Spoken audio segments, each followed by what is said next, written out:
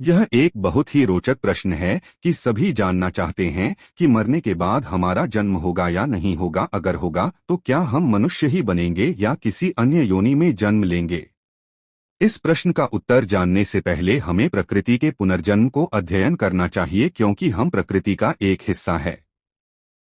प्रकृति में कोई भी चीज कभी भी हमेशा के लिए समाप्त नहीं होती है।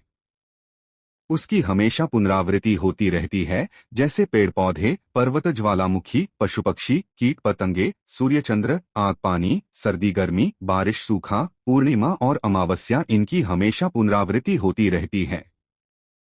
ये मरते हैं और जन्म लेते हैं। इसी प्रकार मनुष्य जन्म लेता है और मृत्यु को प्राप्त होता है, और यह भी सत्य कि मनुष्य के हर जन्म का रिकॉर्ड उसके साथ हर जन्म की योनि में उसके चित्त के साथ संचित होता है। मनुष्य उसको देख नहीं पाता है, उसके लिए साधन की आवश्यकता होती है। यह एक सार्वभौमिक सत्य है। जो इस पुनर्जन्म के सिद्धांत को नहीं मानता है वो इस दुनिया का सबसे मूर्ख प्राणी होता है। अब प्रश्न आता है कि मरने के बाद हमें कौन सी योनि मिलेगी।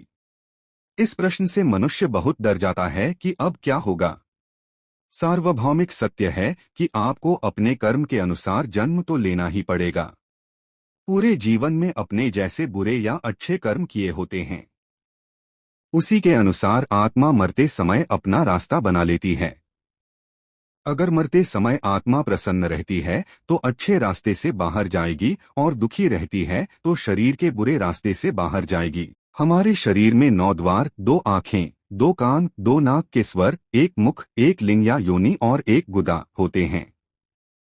जैसा आपका कर्म होता है वैसा ही आत्मा का शरीर से जाने का रास्ता होता है। अगर आपके बहुत बुरे कर्म हैं तो मरते समय आत्मा का रास्ता गुदा और लिंग से होता है, और अगला जन्म कीट पतंगे, मल मूत्र गोबर में रहने वाले कीड़े, खटमल, मच्छर, मक्खी और कॉकरोच जैसे 24 घंटे में मरने वाले और पैदा होने वाली योनियों का जन्म मिलता है, जिनकी आत्मा का रास्ता मुख से होकर जाता है।